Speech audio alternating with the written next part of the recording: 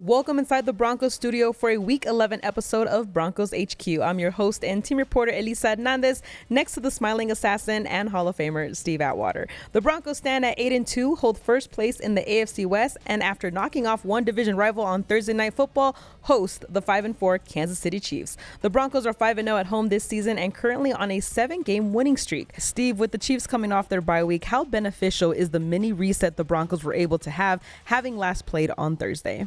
Well, I would say the mini reset isn't as nice as a full reset. It's kind of like a Scooby snack, a little something there. But we're going to get the full reset after this game. So I think the guys, we're good. We're in a good place right now, knowing that we're going to have a good break after this. But the numbers are unreal, though, with having played, 6 games in 33 days? That's unheard of. That pace, you can't keep that pace up. That's right. 10 games before a bye or mini bye is the longest stretch on the Broncos schedule since 1999.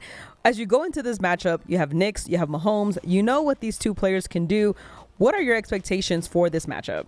Well, for Bo Nix, I expect him to be poised, confident, light on the errors, no interceptions, no turnovers. And from Mahomes, I think for him, it's game time.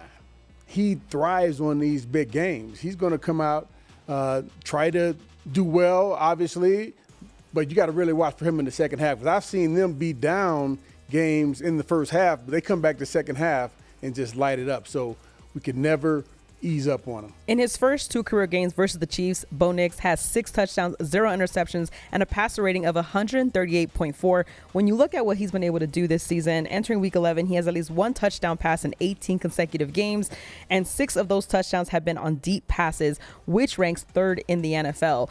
When you see how this team has been able to, as you mentioned, fight back, have that fourth quarter magic, and you see the play of Bo Nix, how do you keep that focus before entering that bye week? Well, knowing really that you got the bye coming up is a big confidence booster, knowing that you're going to be able to finally get a little bit of rest, a little bit of time off, and get a chance to heal up a little bit because everybody's banged up a little bit right now. So you get a chance to heal up and just not only get right physically, but also mentally.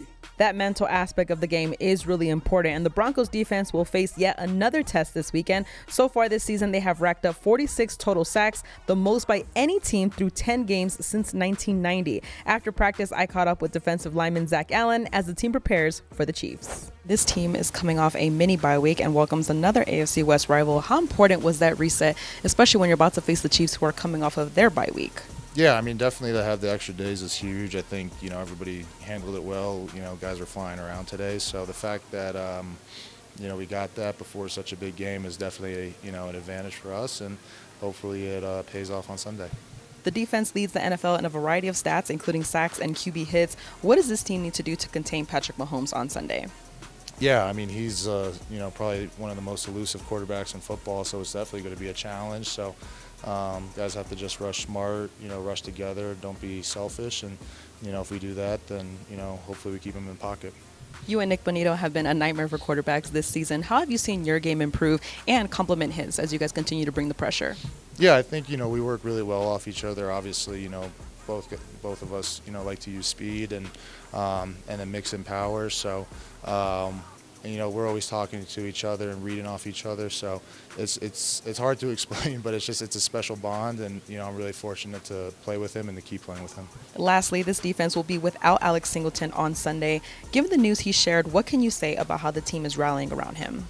Yeah, he's definitely, the kind of the emotional leader of the team. And, he's been around with the guys, this whole week. So, we still get to see him and, see how well he's doing. So it's, obviously it's a scary situation, but the way he's handling has been, grade A, class 1. So we're really lucky to have him in the locker room.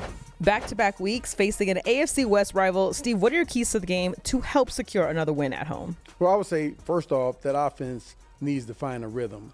We found a rhythm in some games in the first half, but most of the time it's been in the fourth quarter.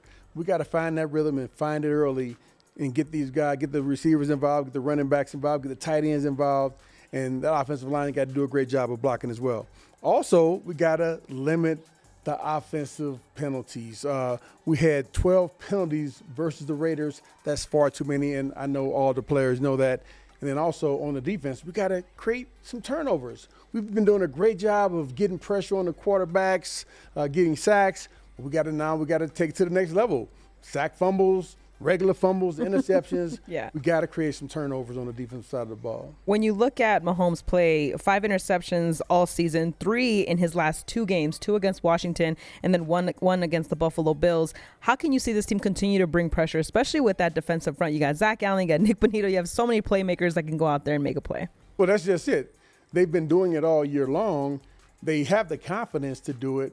And BJ, he's going to dial up some nice defense for them to all show their skills. And we got some great players on this defense.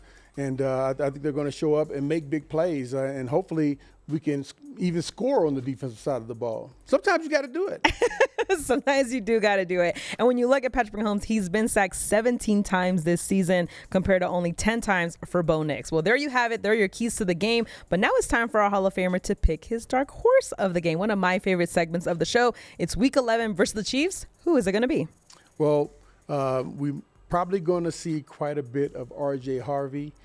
R.J. Harvey is an exciting player to watch. We've seen him take catches out of the backfield, take it the distance, have nice amount of runs.